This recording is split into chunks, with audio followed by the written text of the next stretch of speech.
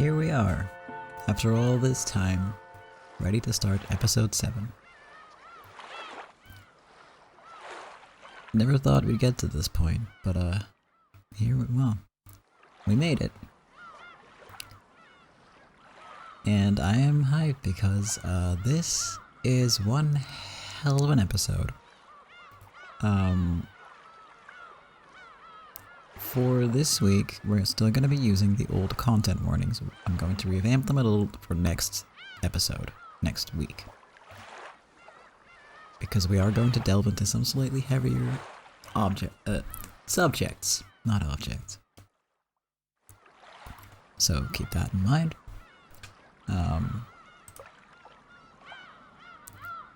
But I hope that you enjoy this episode, and, you know, as a reminder, don't stop thinking. The episode 7 in particular is full of hints. Some mysteries are outright spelled out in slightly obfuscated ways, I guess. Like, it's not gonna be like spelled out, but it's there. You're gonna figure stuff out relatively easily compared to how, you know, difficult it's been. But we'll delve into all of that in a bit. Heavier objects like furniture, yes, in a sense. Absolutely. But for now, our content warnings are character deaths, detailed descriptions of gore and body horror, child abuse, discussion and mention of suicide, and misogyny. Just so you know what you're getting into. Alright. I think I forgot to say hi and welcome for the VOD people. Hello and welcome, VOD people. Hope you're all doing good. Thank you for watching. Erica is still a content warning, but sadly that's because I did not remove the old content warning. Or I did, but it didn't transfer. So yeah, not an official one anymore. Only in spirit. Because, you know, she did lose that duel. Episode 7. Requiem of the Golden Witch. Good morning. Today's the day of the funeral for the Golden Witch and her game. The days of the game have now ended, and fond memories are all that remain. Here, the cold, hard truth will be revealed, and the game will meet its death. There is a bit of difficulty. And by a bit of difficulty means that this will be more clear than the previous games have been. And well, we'll see how that all pans out right now.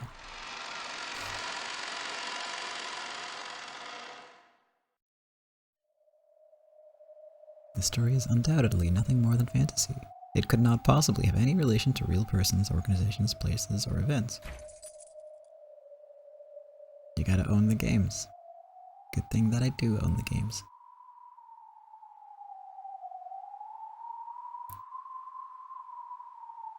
Earth to earth. Ashes to ashes. Dust to dust. Illusions to illusions. And dreams to dreams. A dream is something drawn in the sand between the coming and receding waves. Something so fragile that it is wiped blank each time the waves draw back. For this reason, the heartless might sneer at the drawing and call it useless. However, no wave will ever come again to wipe away the dream she drew. Her final beautiful dream will not disappear for all eternity. Come, try to picture it. Picture it as the gentle afternoon sunshine on a warm spring day, as though that light would never dim again. After all, it is such a wonderful thing. Witness to your final dream. Publius Virgilia Maro.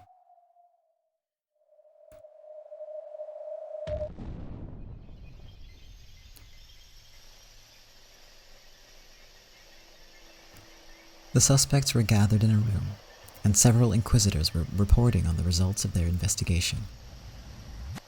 Their uniforms closely resembled those of Eisener Jungfrau, but they were slightly different. Also different were the badges signifying their department. Then came the sound of someone clapping their hands once.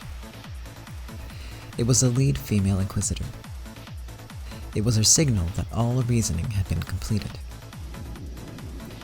For your attention, it is now beyond doubt. The preceding logic has proven the non-existence of your alibi.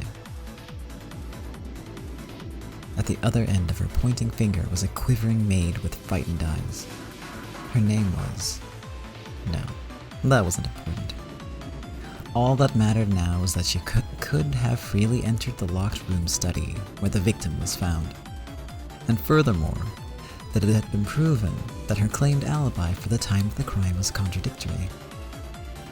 Shaking, the maid tried to continue her illogical pleading, but all her arguments had already been destroyed. With this, we have found sufficient proof for the whodunit and the howdunit. Know that your position as the culprit is now an unshakable fact. You must be joking. Why would I kill the master I loved and respected so? I have no motive, no reason. Who did it, and how? Know that these are all that need to be established. For your attention, I beg to inform you of the following. Know that motives are unnecessary in mysteries. The Inquisitor spoke coldly.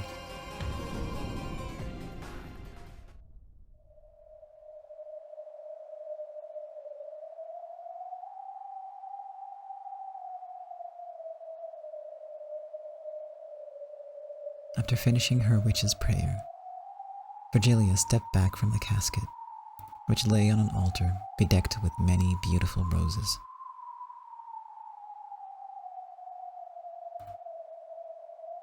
In her place, Battler moved to the front of the casket, wearing his territory lord's cape. Though the cape was supposed to represent dignity and majesty, it somehow made Battler look smaller.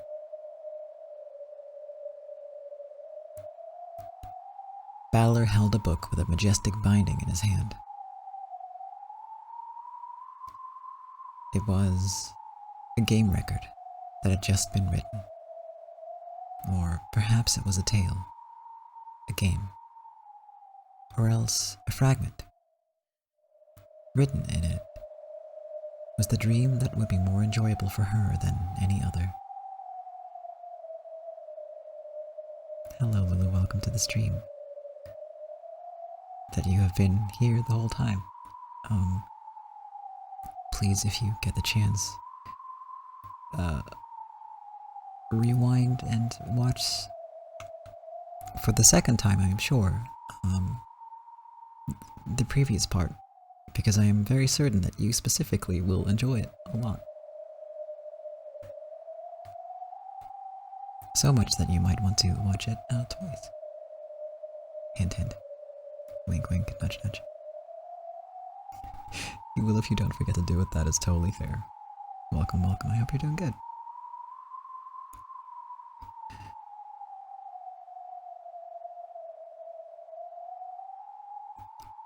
You smell correctly. It was good stuff.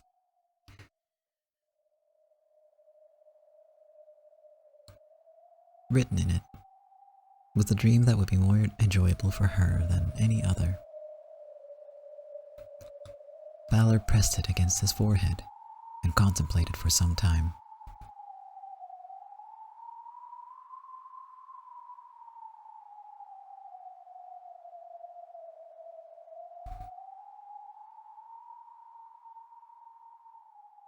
Then he kissed it and laid it gently in the casket.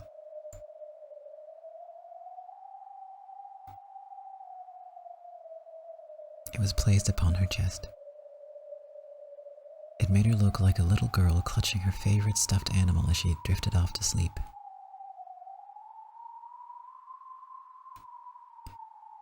This story is my gift to you, the only one there will ever be.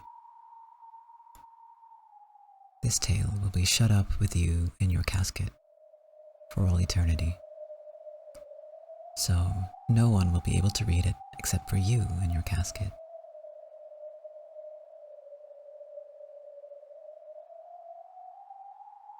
Shut away in that cat box, the only unchanging, inviolable, eternal tale.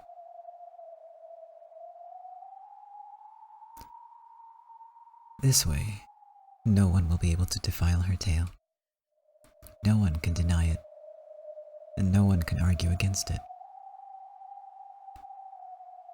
Belonging to just me and her, just the two of us. This is the one and only certain truth.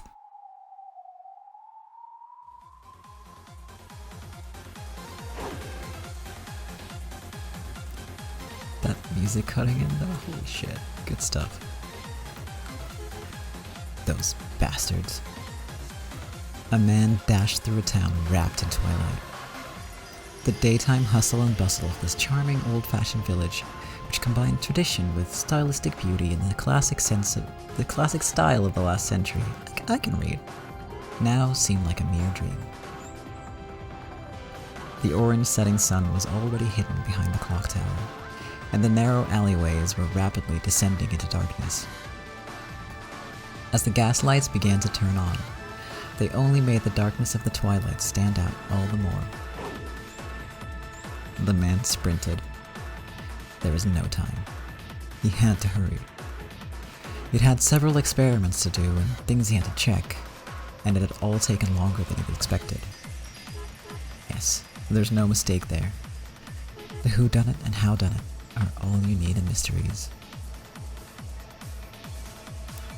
In the mystery genre, the motive, or the whydunit, is given the least precedence. The only thing needed for a murder to exist is for a culprit to commit it. No part of that requires a motive. So, it's usually the most ignored element. In fact, these days, there are even some who call it an unnecessary element in mystery stories. If you determine the culprit with nothing but the whydunit, that's no mystery. That's propaganda. However, that doesn't mean you can ignore the motive. It doesn't make it okay to ignore the heart.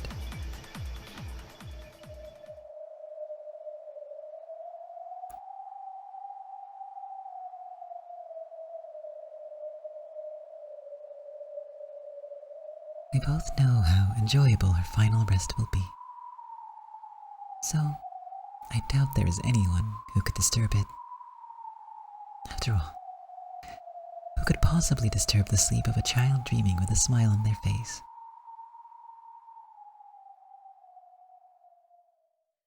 Come. It is time for us to leave. If we're too noisy, we'll wake her from her dream. You're right. What else should you do with a sleeping kid except put a blanket on them, turn off the lights, and walk away quietly?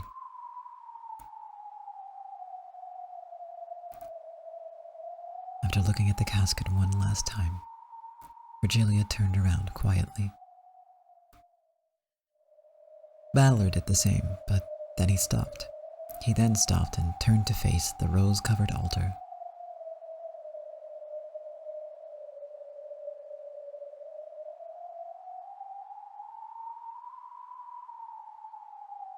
Ballard said his final words with his heart. As long as those words didn't leave his mouth, no one would ever know what they were. However, those words of the heart caused Ballard's expression to change several times. At first he frowned sadly, then his face clouded with remorse, and then changed to a resigned, bittersweet smile. It flashed through several varied expressions.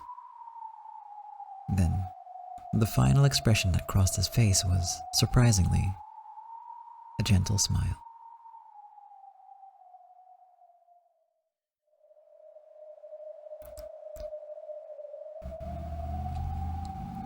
something rose to Balor's lips. However, he bit it back down. There could certainly be no words to express the many feelings he kept in his chest. So, saying anything aloud would probably be crude. Balor understood this and stopped himself from speaking once more with a resigned smile.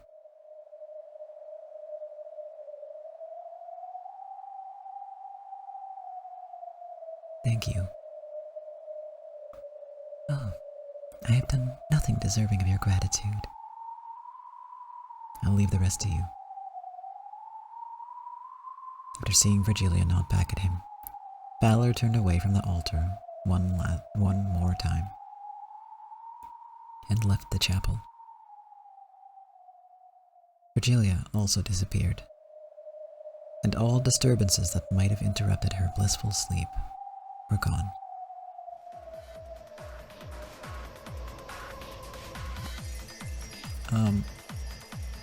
So Lily, you might want to tell your friend that, Balor is no longer trying to prove that witches don't exist.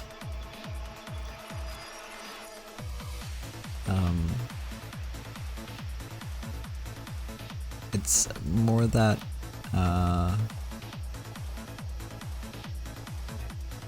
what isn't a witch and how it works is complicated, and Balor is essentially trying to, he figured out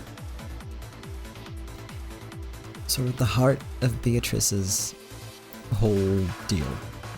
He figured it out. He remembered some stuff. He had a big awakening moment, like, whoa, oh shit, this is what happened. This is what's going on. And he kind of took up the mantle for her in a way.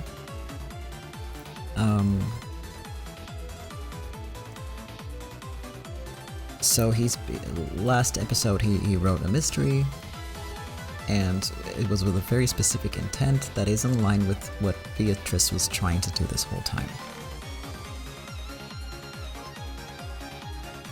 So he basically, joined forces with her in a sense. And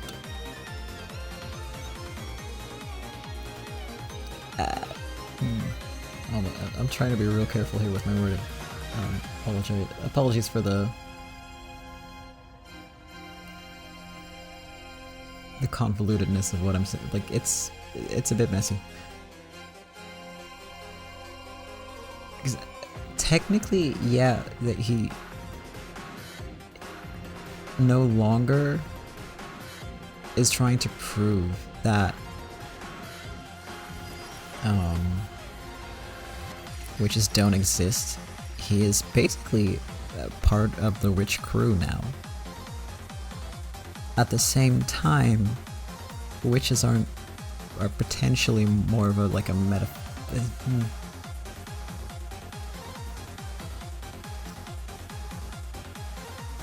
the mysteries,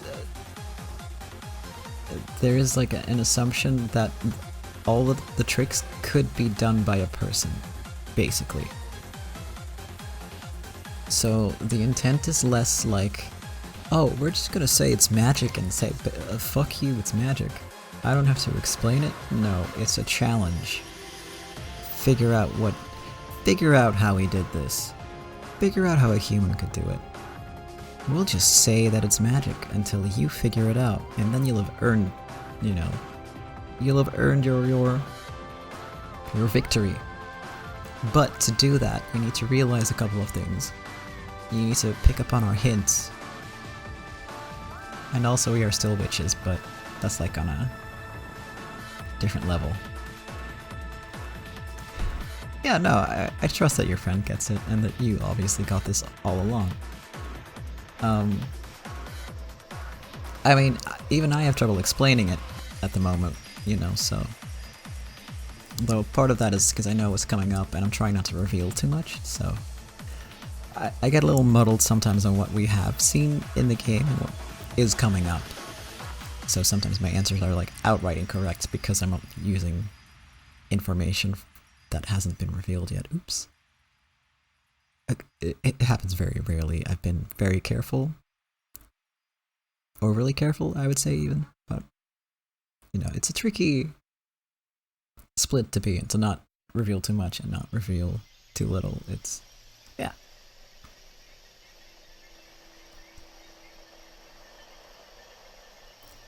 But yeah, they get along now.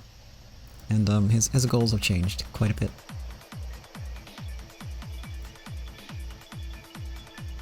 As for whether witches are real or not, well, that's... Right now, I would say that's up for you to decide. You took part in making this game.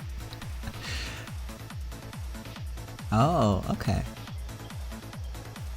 Well then, I understand why you had so much trouble telling your friend what is going on. Here. Okay, drinking some water, and...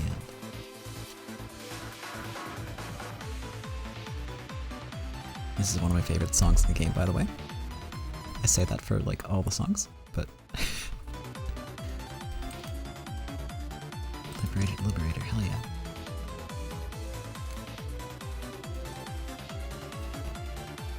Okay. The Inquisitors listened with calm, no, scornful gazes.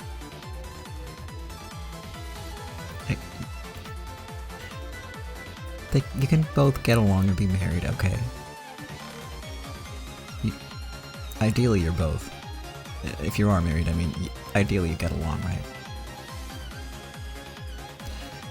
They listened to the frantic babbling of the maid accused of murdering her master. However, nothing she said could bury the fault in her own alibi. They were all mere emotional arguments. I loved and respected my master so much, I had no motive for killing him. No matter how much he spoke, it only made her look more and more like the floundering true culprit struggling pathetically. The whodunit and howdunit had been satisfied. As for the whydunit, the motive, the heart, who would care? No matter how much she spoke of her gratitude for her master, who had graciously fed her and given her a job when she had been left to starve on the streets after various misfortunes, that didn't help her case in the slightest in the mystery genre. Therefore, her motive didn't matter. All of that could just be squeezed out of the culprit afterwards. An inquisitor took out a roll of parchment and held it forth, cutting off the maid's sobs and protests. This is how you committed the crime. Know that this indictment has been received by the Great Court and that your arrest has been approved. Here is a warrant for your arrest. The motive is unnecessary. Know that such a thing is completely extraneous in the matter of pinpointing the culprit. With that in mind, I beg to inform you of the following. Know that we at the SSVD possess methods of forcing unrepentant criminals to reveal the truth.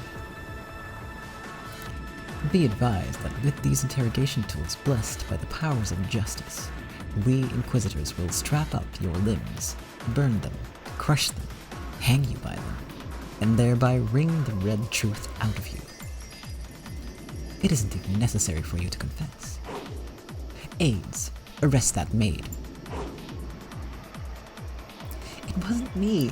I didn't kill the master. No.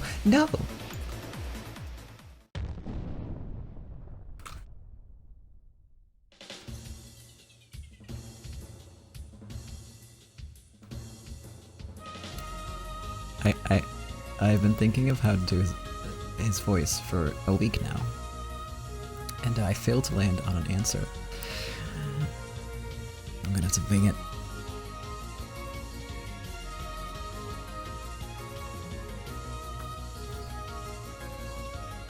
Hold it right there. You've got the wrong culprit. It's just my normal voice. A man kicked the door open, and the Inquisitors were all shocked at the sight of him. But why are you here? Know that you are no longer in charge of this case. Quiet. You find one person without an alibi and just assume that she's the culprit? Do you really think there's no need for a motive, for a heart, in crime? Crimes are committed by people. There are no crimes without a heart. I'll never accept any theory that ignores the heart. Know that your focus on the why done it is simply embarrassing. The why done it is unnecessary. Such a thing can be easily extracted through interrogation. Even the great court has already acknowledged that this woman is the culprit.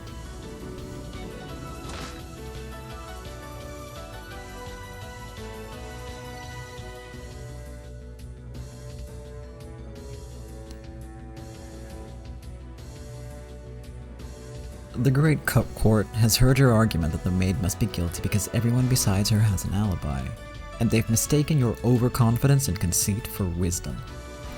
If any one of the other suspects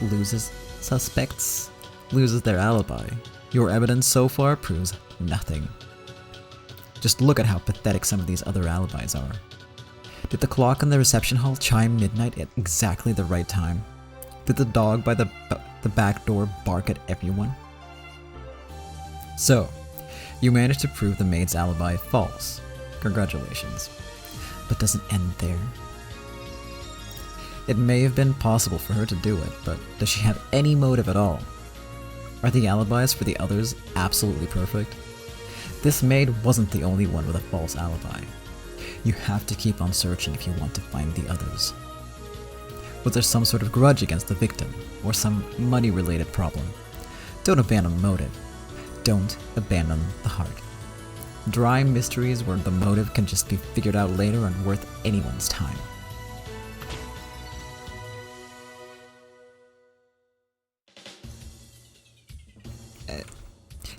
I mean, people have a reason. Sometimes the reason just sucks. Big time. But it can be like an important factor in figuring stuff out. I'm also quickly gonna look up Amakusa's sprite. Because you make a good point there. Cat, I didn't notice that at all. I'm just really quickly gonna... Apologies for the short break. I regret to inform you this is a very different cross. Anchor. This character has an anchor of sorts. Amakusa has a cross, apparently. Yes. Who doesn't love a bit of murder? Oh boy. Interesting. I don't remember seeing the anchor anywhere else, but I will look this up and see if there's any, like, cool trivia there. And I'll let you know. I'll let you know somehow. If the maid isn't the culprit, then why did she fake an alibi? Even asking such a question is a waste of time. Know that we just have to interrogate her, wring out the red truth, and have her sign in red blood to everything that happened at the time of the crime.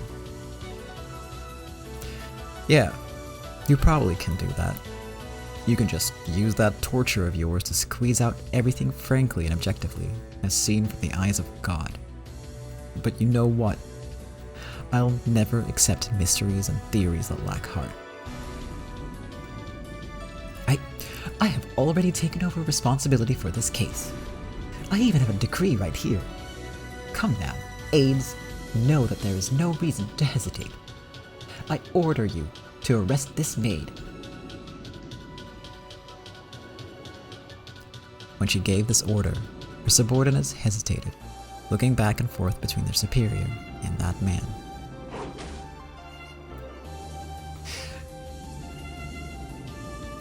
I won't let you. The real culprit's a different person.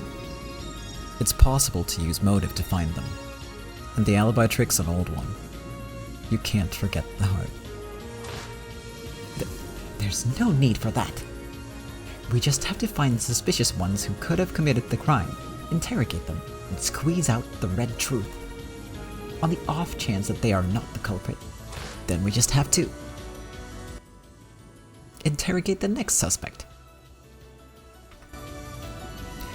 You call that reasoning? Stand back. We will arrest that woman. Know that this maid is the culprit.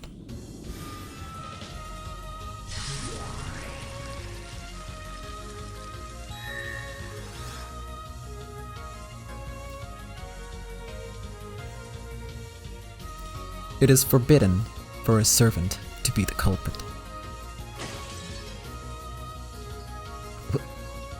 What did you say?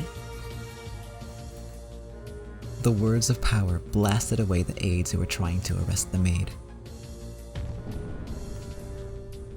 Van Dyne's 20 rules. Rule number 11. If you want to torture this maid, make sure you double-check the alibis for the second wife and her lover first. Those two already have a clear alibi for the time of the crime. That, an alibi? Damn it. A fool like you couldn't understand no matter how easy I make it for you. If you want to call yourself a Chief Inquisitor, try and figure out at least that much for yourself. Until then, I'll be taking that maid's arrest warrant. Then what about you? Can you prove that this maid didn't commit the crime? Know that she was clearly away from the kitchen at the time of the crime. What was she doing then, and where? She can't prove it, I can't prove it, and you can't prove it. No one can. That's why you have no choice but to use these torture devices to interrogate her until the red truth is squeezed out. This girl is like a thing for torture? Excuse me? Just like, oh, squeeze this, squeeze that. Yikes. You can squeeze as much blood and truth from the true culprit as you damn well please. But know this. I won't let you interrogate or torture anyone who isn't that culprit. This is why everyone says you're too soft. All the suspicious must be interrogated. That is how we Inquisitors conduct our witch trials. Jeez, it's like actual witch trials. Oh my god. Like, excuse me, we have to, like, torture everyone? That's like how we do things here.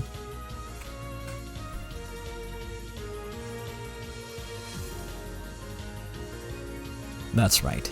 We are Inquisitors. Felling evil witches is our job. However, we must not risk hurting the innocent. We must not suspect them. All humans have their own personal truths. Those should only be exposed when they commit crimes. We've been given the right to expose them, but there's one thing we can't do. What?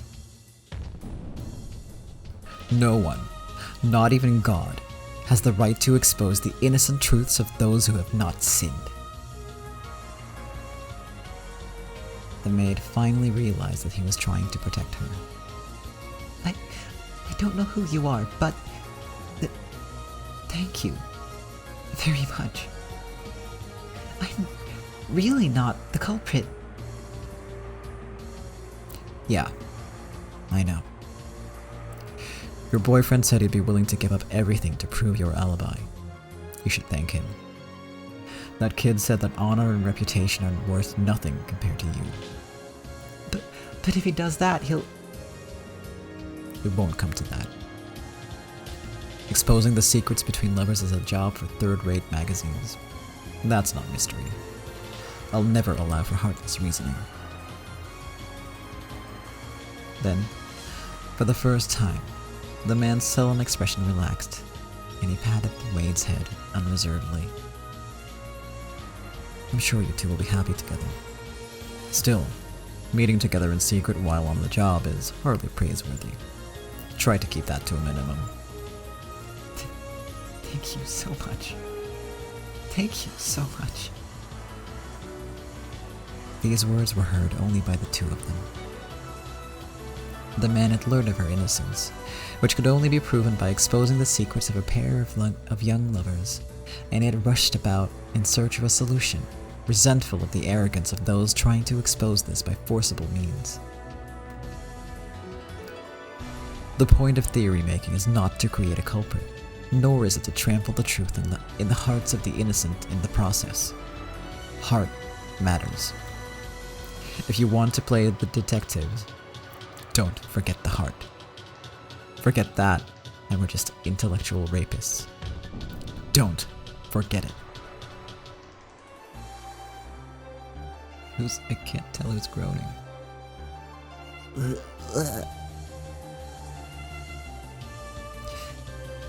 The Inquisitors couldn't argue back any longer after the man's forceful words. And yes, that was definitely a dig at Erica. The man's name was Will, but everyone used to call him by a different title. Chief Inquisitor in SSVD, the 8th District Repentance Enforcement Agency of the Great Court of Heaven. Willard Huntington Wright. Willard H. Wright is his full name. Alright, Lulu, I hope Twitch unbreaks itself. But thank you for hopping by, for dropping by, not hopping by. Unless you happen to be jumping up and down. And I hope you have a good day. Twitch it does hate you a little, and I hope it stops and comes to its senses. But yeah, I appreciate you being here, and I hope you're doing good. Thank you. Bye bye.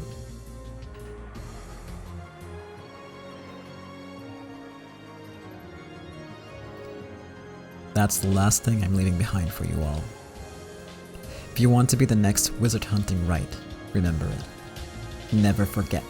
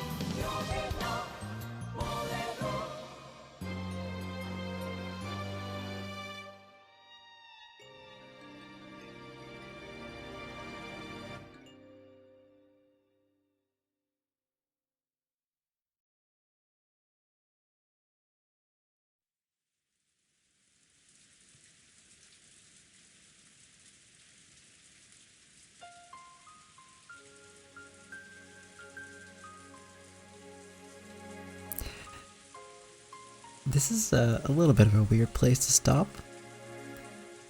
Right after the opening. But that is in fact where I'm going to stop for today. And yeah, we are at the chapel. Yeah.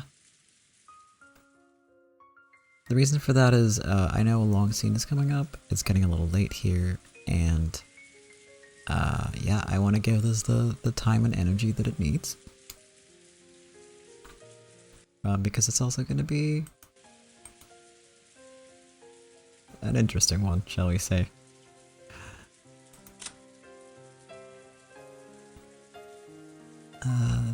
We'll save over here. Looking at chapter titles.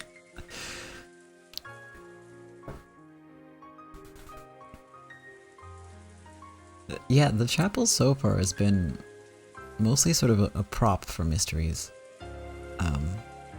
You know, either by like, I think it was part of the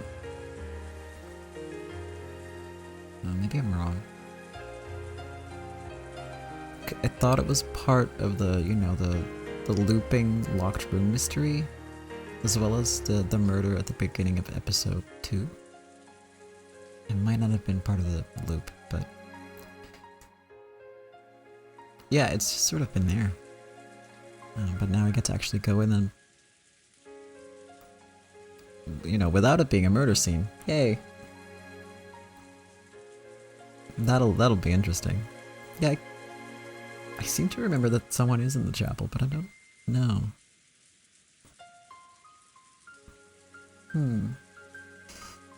I'd have to look that up. Yeah, because I think they have to like break a window, don't they? But that might have been during the... A lot of windows get broken in this game. A lot. Just so many.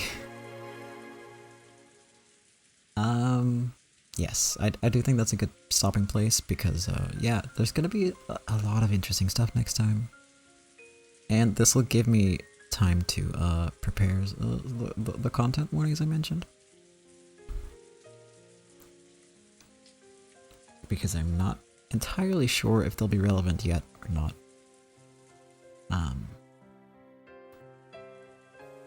I don't want to jump the gun too much on that. Because it's... You'll see when it happens. You'll be like, ah yes, now I get what you mean. It's fine. Anyway. Yeah, so these are two kind of short-ish episodes that we did today. But hey, in doing so, he wrapped up one story and started another. We met a new character, and if you paid a lot of attention during the opening, you might have spotted some other interesting stuff. And we're gonna find out more about that, if you know what I'm talking about. We're gonna find more about that next week. Guaranteed. No fooling. Alright, well.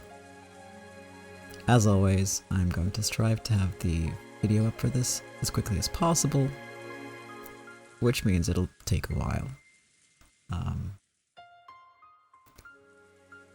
There will be less editing than last time, because last time was a lot. That took me about 2 hours. So hey, that's a plus. But yeah. That's gonna be it for me for tonight. Gonna be back as always on Monday. Well, for realsies this time. And then more Umineko on Wednesday. And I hope to see you all there. I hope you've been enjoying the series so far, and that you keep enjoying it. Especially as we kind of slowly move towards wrapping it up.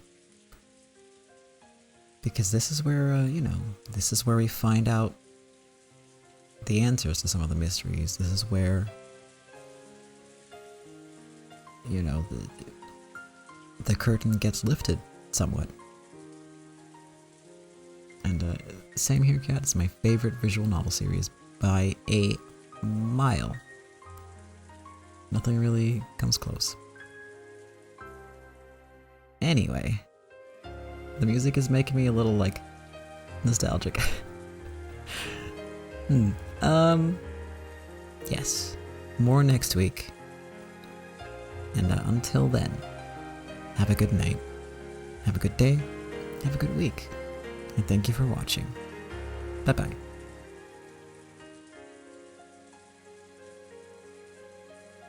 Oh, and check out the new end screen. I worked really hard on it. Thank you, bye-bye.